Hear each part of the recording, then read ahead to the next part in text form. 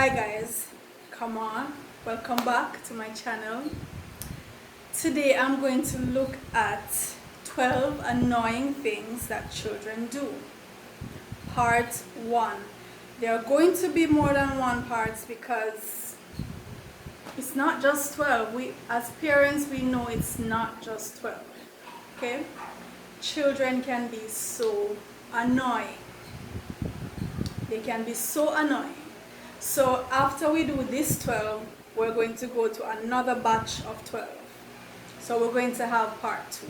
One is not enough. The first annoying thing, the number one annoying thing that children do, they're conceived. Very annoying, isn't it? Now I'm not talking about the ones who get special invitation. You know, the ones that we plan for them and we put down this and that and we're ready. And we say, all right, come, we're ready. We're not talking about those ones, okay? I'm talking about the ones who you go out of your way to prevent. You say to them, stay, I'm not ready. Stay put. When I'm ready, I'll call you. You know those ones? And they're saying, you do everything in your power. You use 2 or 3 different birth control methods. Your partner uses birth control, right? And you feel like you're safe. You feel like everything good. You're not ready. You tell them you're not ready. You tell them stay till I call you. And they dodge every single method that you use. You know I see pics with babies born with the IUD. You ever see those pics? Where the babies come out with the intrauterine device in their hair and stuck all over. It's like they're saying, I don't care what you're saying, but I'm ready to come. Those ones, they're annoying. Number 2 annoying thing that children do. They tell callers that you're not at home. You say to the child, if so and so calls me, tell him I'm not here, okay? If so and so call, tell him I'm not here.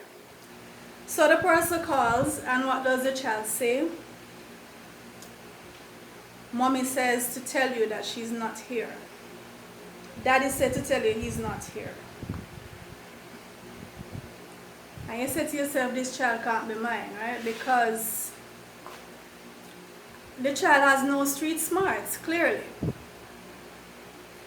And this might be a child who is very intelligent otherwise, but when it comes to these kind of things, they're just not using the wizzy, and it's very annoying because you're trying to play, you're trying to be on the low, and you say, tell the dude I'm not here. Mama said to tell you that she's not here. Number 3 annoying thing that children do. They wake up very early on Saturdays and holidays. Now we all know when it's time for school, they sleep through, the alarm goes off like 3-4 times, they're fast asleep. You wake them 3-4 different times, and it takes that much to get them up, and even when they're up, it's like they're sleepwalking to the bathroom, they're sitting, they're eating breakfast and they're sleeping. They go to the school to get the school bus and they're sleeping while they're standing waiting for the school bus. They sleep on the bus. This is during school time. When it's Saturday or Sunday or holiday, when you think, all right, put in some extra hours sleep. Nope. That's when they're going to wake at 5 or 6. And they're not going to wake at 5 or 6 and stay by themselves. They're coming to get you. That's the annoying part. You see, if they would wake up and go do their thing, that's fine. They're coming to get you, to wake you up. Alright. Number 4 annoying thing. And children all over do this, and it's just so, they need to stop. Number 4 annoying thing that children do, they get sick. What's with that? What's with the get sick thing? Can't they just do like other animals? You know, other animals are born. Let's look at other mammals. They are born. Within hours, they're up, you know, on their legs. Not fully sturdy, you know, but they're up. They're ready to go. What's it with human children? They're just so dependent. They can't do anything for themselves. They can't feed themselves. You have to teach them all of these things, and it takes years. They shit on themselves, they pee on themselves. It's very annoying. Why can't they just adjust to their environment like other animals do within a couple hours or days, and they're good to go? And yet we say we're the dominant species. What's up with that? What's dominant about that? What's dominant about that?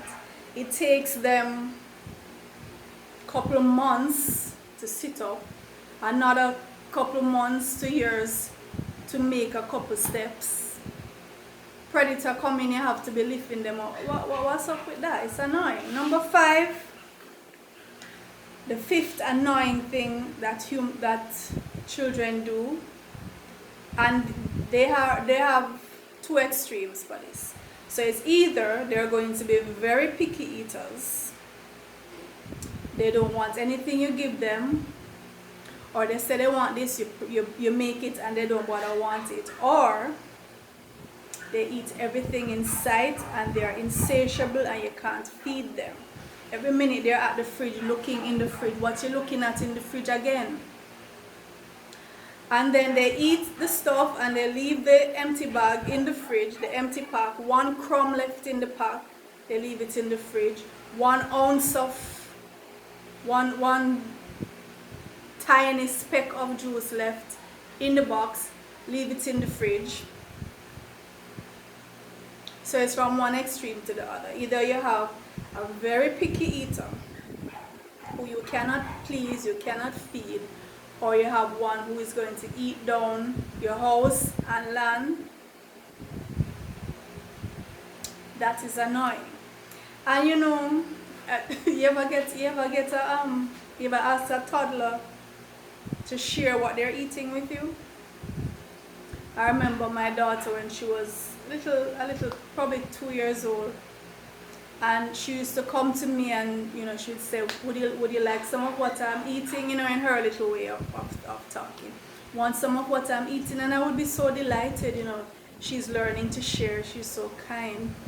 And then she would give me something, and when I look, it's a little morsel, almost microscopic, and then she'd walk away so pleased with herself, so satisfied that she's sharing. So at that age, 1 crumb matters, right? And if 1 crumb is left in the bag stays. That is annoying. Number 6, they are more tech savvy than you are. I know for me, my children are way more tech savvy than I am.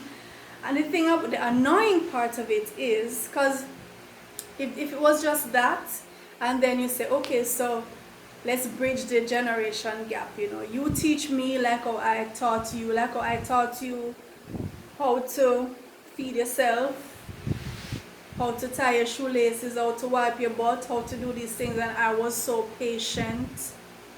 Let's exchange now, you know. So you're expecting them to say, come, sit beside me, let me walk you through. No. They're going to give you attitude. You're just asking them to show you how to download something, or to, you know, some little thing. And you get attitude. It's like they're saying that they have no patience with you. What's up with that? You taught them all these things and you were so patient. You guided them so gently. And all you get now is attitude. Number 7, Another annoying thing that children do, they look like the other parent too much. You ever notice it? Especially the dad. You, the mother, you carry them for 9 months, you incubate them for 9 months in your body, right? And then they're going to come out and look like the dad. The pointy ears, the weird smile that he has, the big head. And then you, the mother, are so cute and they bypass you completely. My children don't look like me. I have 4 children, only 1 look like me. Everybody else take everything from their dad, and they lived in my body for 9 months. What's with that? What's up with that?